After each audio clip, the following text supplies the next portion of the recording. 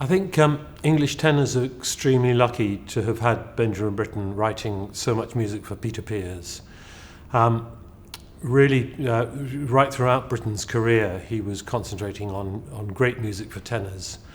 So, from the operas, Peter Grimes, right through to his last opera, Death in Venice, the lead roles are for a tenor voice. And of course, at the same time, he wrote a lot of songs. It's really a gift for an English tenor like myself. Britten was a very responsive composer to words. He loved writing or responding to great poetry. That's really where I come from, use what I have got in my understanding of poetry to communicate with audiences.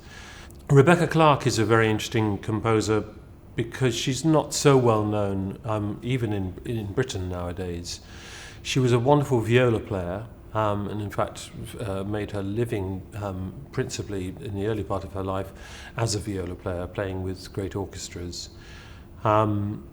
But she was a really wonderful composer. She wrote quite a lot of music for her own instrument, including a viola sonata, which is still quite often performed in recital. But her songs took sort of rather longer to become known, and I think she's a very inventive composer. She studied with Vaughan Williams and was a friend of Vaughan Williams, but I think she's actually exceeds her sort of master in many ways in the range of music that she writes. It's very responsive, very dramatic. And I think audiences will really enjoy the way that she illustrates poetry. We're performing a very well-known poem by William Blake, Tiger, Tiger, Burning Bright. And I think she captures something wonderful about that. And then the last of the set that we do is a John Masefield poem, The Seal Man, which is a very sort of spooky story. It's real storytelling, a real sort of little dramatic Shana. And I think that is also very interesting for an audience.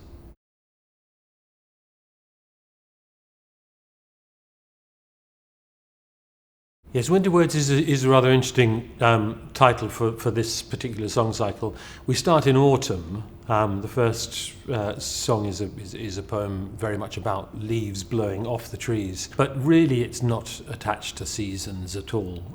I think Britten probably chose the title because he and Peter Pears performed Winterreise of Franz Schubert a lot, and I think Britten liked the idea of having a cycle that sort of paid tribute in a way to his great hero of Schubert. Winter Words itself is actually taken from a collection of poetry by Thomas Hardy, but a late collection.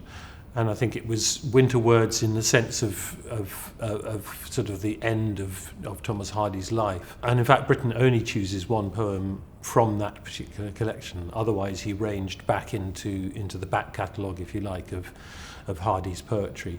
But Britten is brilliant, and in his choice of poems to sort of show an enormous range of his ability to respond and bring out interesting things about that he finds in the poetry in musical terms. So in the second poem, for example, which is set on a train, a young boy going off on a journey into life, you hear the sort of the sound of the train's whistle and then the chugging of an old steam train as it begins to sort of move along the track. You get the third song is about a wagtail, a little bird with a very sort of wagging tail, and you sort of see almost the movement of this bird. Then you get a creaking table, And Britten again sort of manages to illustrate that fantastically. You get the choirmaster's burial, where Mount Ephraim, a hymn tune, is referenced in the poem, and Britten manages to put that into the piano accompaniment underneath a sort of tenor recitative in the opening section, and he plays right through this hymn tune in the most wonderful way. And you also get a little boy with a violin playing, possibly not terribly well, but with moving his hands up and down the fingerboard. All of these things, Britten can conjure up just with musical means, and it's a wonderful cycle to perform.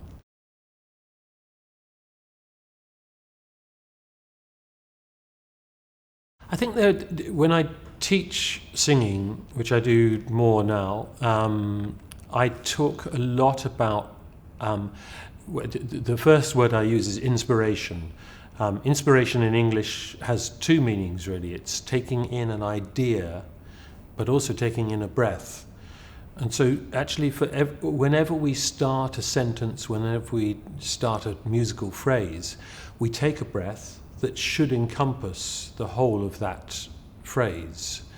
You take in the idea at the same time as you take the breath. That is one of the things I always try to do, is that there's a thought process that is conscious and active at all times in the starting of a musical idea. The other thing that's really helpful is to really know, and this applies to sort of whichever language you're singing in, where a verb falls, because the verbs are the active words in a sentence, and quite often you need the energy that comes from a verb. And if it comes early in the sentence, it's a different thing to if it's leading towards the verb. So these are things that you can work on. The other thing is clear articulation, to really try and make use of consonants and use of. But mostly I think it's about thought, and it's about really wanting to communicate with an audience, really feeling that you're telling a story, or you're trying to communicate an idea to an audience, and that they are active participants in that. The audience is not a sort of passive group of people who are just there to admire you and listen to the beautiful sound of your voice. They're actually there to be engaged and talked with, conversation, which requires intelligence on the audience's part, really, to be there, so that you can have that, what feels almost like a dialogue.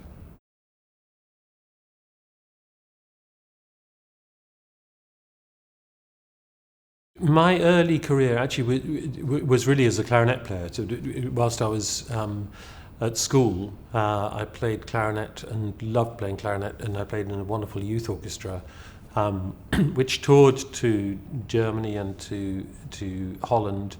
In fact, I played in the Berlin Philharmonie Hall, aged about 16. In a way, I think I have not had too many guru figures in my life.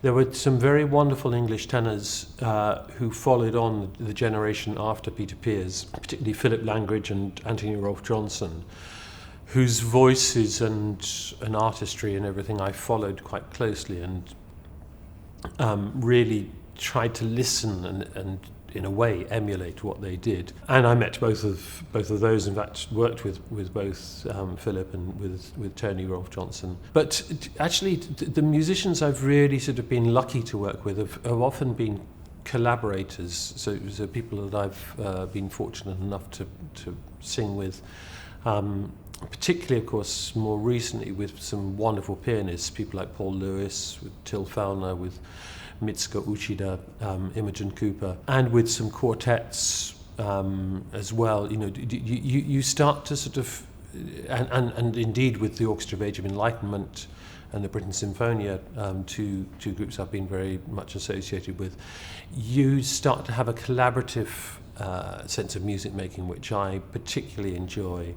I think it's about everybody participating and not necessarily relying on the maestro conductor to be the sole source of inspiration. I think I really enjoy chamber music, and being with amongst equals. And that has been the most exciting thing about my music making.